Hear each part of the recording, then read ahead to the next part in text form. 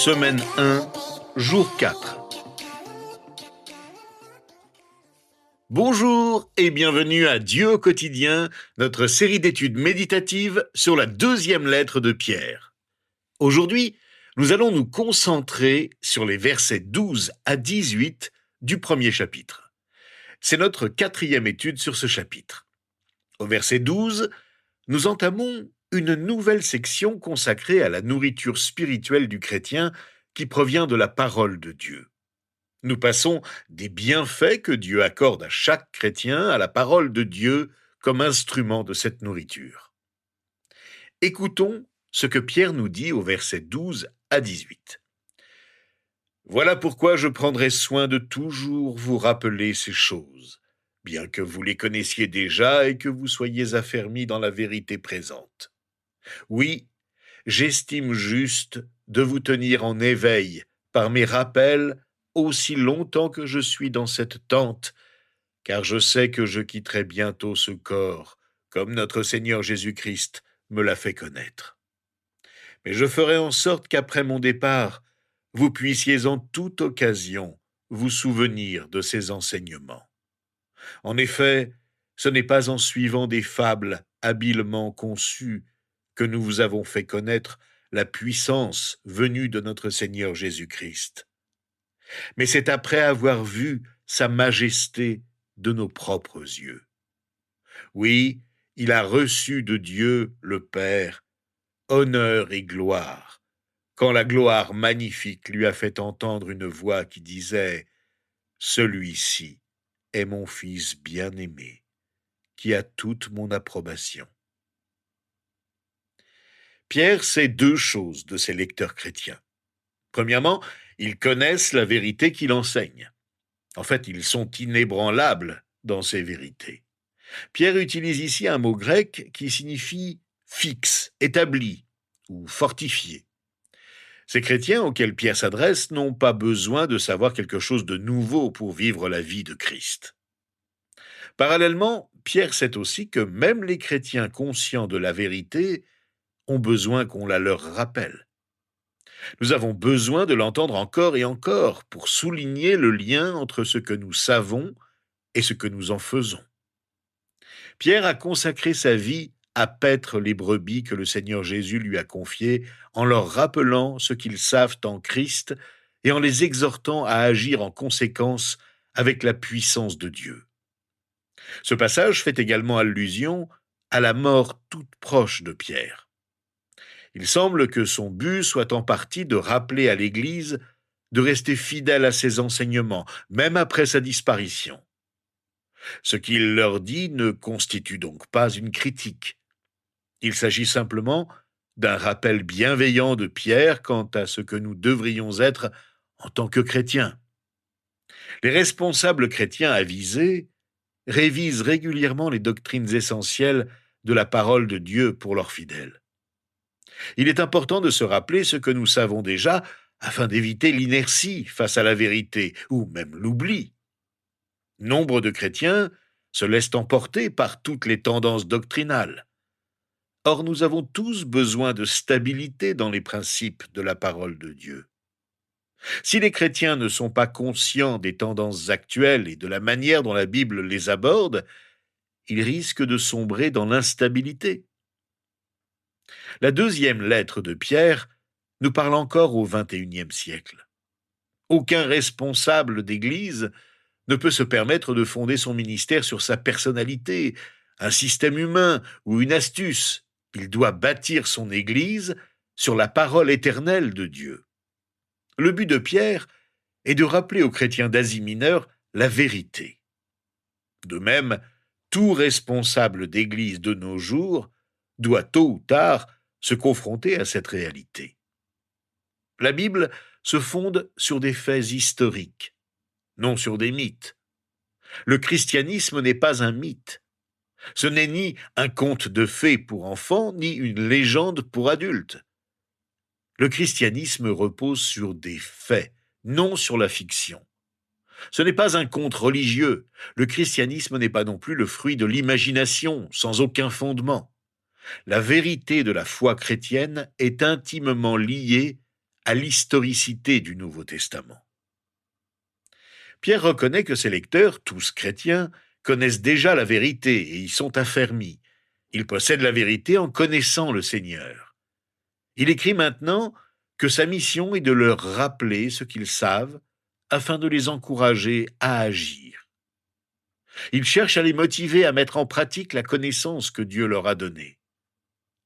Le propos de Pierre nous rappelle également qu'en tant que croyants, nous devons constamment revenir aux vérités que nous connaissons. Nous devons les souligner sans cesse, afin d'être incités à les mettre en œuvre. Le fait de déjà connaître le contenu de la parole de Dieu ne nous dispense pas de la suivre. Ces rappels répétés de la vérité nous confortent dans notre foi et nous aident à mieux comprendre comment l'interpréter, l'appliquer et la défendre. L'objectif de Pierre est de poursuivre cette mission d'encouragement tout au long de sa vie. Comme nous l'avons dit, son but jusqu'à présent n'est pas de critiquer, mais d'encourager avec fermeté. Jésus avait annoncé à Pierre sa mort prochaine. Pierre a vécu de nombreuses années en sachant qu'il ne mourrait pas de mort naturelle. La tente symbolise le corps de Pierre. Elle évoque l'idée d'un pèlerinage terrestre. Il est sur le point de quitter ce lieu de passage pour rejoindre sa demeure éternelle au ciel. Pierre était prêt à mourir et à entrer dans la gloire. L'absence du corps, la tente, est une image de la mort chrétienne. Pierre savait que sa vie terrestre touchait à sa fin. La plupart des commentateurs bibliques estiment que sa deuxième lettre a été écrite peu avant sa mort.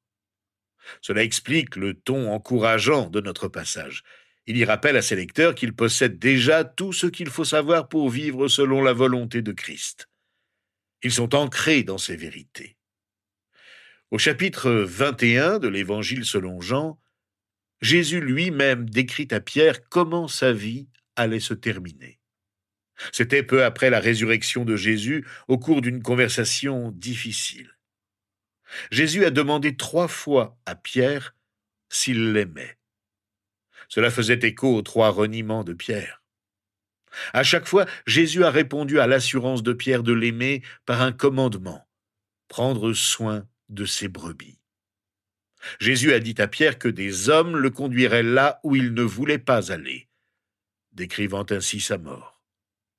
Puis il lui a ordonné « Suis-moi ». La tradition rapporte que Pierre a été crucifié, peut-être la tête en bas, pour avoir prêché l'Évangile. Pierre a effectivement suivi le chemin de Jésus jusqu'au bout en préparant soigneusement l'avenir de ses brebis. Il voulait s'assurer qu'après sa mort, ses lecteurs resteraient fidèles aux vérités essentielles qu'ils connaissaient déjà. C'est pourquoi, jusqu'à son dernier souffle, Pierre a continué d'obéir au commandement de Jésus de paître les brebis. Il a continué de servir comme Jésus a servi. Il a continué de suivre le Seigneur. L'événement précis que Pierre utilise ici comme preuve est l'un des moments les plus uniques et les plus profonds de toute la Bible. On l'appelle communément la transfiguration, car Pierre, Jacques et Jean ont vu Jésus transfiguré, passant de son apparence d'homme ordinaire à sa véritable apparence éternelle de Fils de Dieu. Écoutons les versets 16 à 18 de notre chapitre.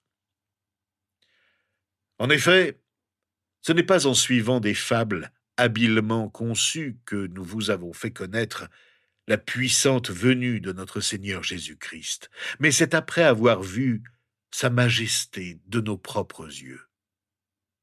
Oui, il a reçu de Dieu le Père honneur et gloire, quand la gloire magnifique lui a fait entendre une voix qui disait « Celui-ci est mon Fils bien-aimé, qui a toute mon approbation. » Cette voix, nous l'avons nous-mêmes entendue venir du ciel lorsque nous étions avec lui sur la sainte montagne. Cet événement est décrit plus en détail dans les évangiles selon Matthieu, Marc et Luc. Pierre déclare solennellement que le témoignage des apôtres, témoignage pour lequel ils ont enduré la torture et donné leur vie, ne repose ni sur des fables habiles, ni même sur des demi-vérités, mais sur des témoignages oculaires. Ils ont été témoins oculaires de Sa Majesté. Le mot fable traduit l'ancien mot grec qui a donné le mot mythe. Certains pensent que l'Évangile et le récit biblique ne sont que d'anciens mythes. Ils peuvent admirer leur pouvoir en tant que tel, mais Pierre insiste à juste titre sur le fait que son message n'est pas un mythe. C'est l'histoire, vue par des témoins oculaires. Nous pouvons reconstituer les événements historiques avec fiabilité à partir du témoignage de témoins oculaires, dont la véracité doit être vérifiée. Les écrits des apôtres et des autres auteurs du Nouveau Testament ont été vérifiés pendant des siècles, et leur sincérité a été confirmée. Pierre a vu le visage de Jésus rayonner comme le soleil. Ses vêtements sont devenus blancs comme la lumière. Mais ce que Pierre souligne ici, c'est d'avoir entendu la voix de Dieu, la gloire majestueuse, déclarer que Jésus est son Fils bien-aimé et que lui, le Père, est très fier de lui. L'argument de Pierre est que Dieu le Père lui-même a rendu honneur et gloire à Jésus. Et Pierre savait que Jésus était le Fils de Dieu parce qu'il a entendu Dieu le Père l'affirmer. Pour Pierre, il s'agit de la confirmation la plus puissante du message de Jésus. L'apôtre a entendu les enseignements de Jésus. Il a été témoin de la plupart de ses miracles terrestres. Ainsi, lorsqu'il parle d'être un témoin oculaire qui ne raconte pas d'histoire, il a bien d'autres choses en tête que ce seul événement. Cependant, la transfiguration fut une expérience si marquante que Pierre la considère comme la preuve principale de tout ce que Jésus affirmait être. La transfiguration était un avant-goût de la venue de Christ. Pierre souhaite que ses lecteurs entrevoient, au-delà de la première venue, son retour. Il livre un commentaire concis et continu de son expérience sur le mont de la transfiguration. Pour Pierre et les disciples, la vision de Jésus transfiguré et glorifié a été une expérience extraordinaire. Entendre cette voix venue du ciel a été une expérience merveilleuse. Pourtant, cette expérience en elle-même n'a pas transformé leur vie. Seule la nouvelle naissance par l'Esprit de Dieu accomplit ce miracle, leur insufflant une audace incommensurable. Pourquoi ces trois disciples ont-ils été autorisés à voir et à entendre une confirmation aussi extraordinaire de la divinité de Jésus? Pourquoi étaient-ils présents avec lui sur la montagne sainte? Parce que Jésus voulait qu'ils en parlent à tous après sa résurrection. Pierre a continué à accomplir cette mission jusqu'à ses derniers jours sur terre. Les chrétiens trouvent en Jésus-Christ la grande espérance du ciel. Le ciel vous intéresse-t-il? La Bible ne propose que deux issues après la mort, le ciel ou l'enfer. Souhaitez-vous aller au ciel? Aller au ciel n'a rien à voir avec l'appartenance à une église. On n'y accède pas en rejoignant une église, ni par les bonnes œuvres. Notre salut dépend de notre relation avec Jésus-Christ. Prions donc ensemble à la fin de notre étude, dans la reconnaissance et la joie, dans l'attente confiante de l'éternité que nous vivrons au ciel, dans la présence permanente de Dieu le Père, de Jésus-Christ le Fils et du Saint-Esprit qui habite déjà en nous. Seigneur, nous sommes dans la joie parce que, quelles que soient nos circonstances ici-bas, bonnes ou mauvaises, tu nous as préparé une place au ciel avec toi. C'est avec une ferme espérance que nous attendons ce moment. En attendant, nous voulons vivre en portant du fruit pour toi et pour les autres. Nous voulons être utiles à ton service. Quel que soit l'avenir que tu nous réserves pendant les jours qui nous restent à vivre ici-bas, nous voulons les vivre en ta présence, en faisant ta volonté. Nous voulons transformer notre intelligence et toujours mieux comprendre ce que tu veux de nous. Nous voulons te suivre et ne jamais t'abandonner. C'est au nom de Jésus que nous te prions et que nous te remercions. Amen.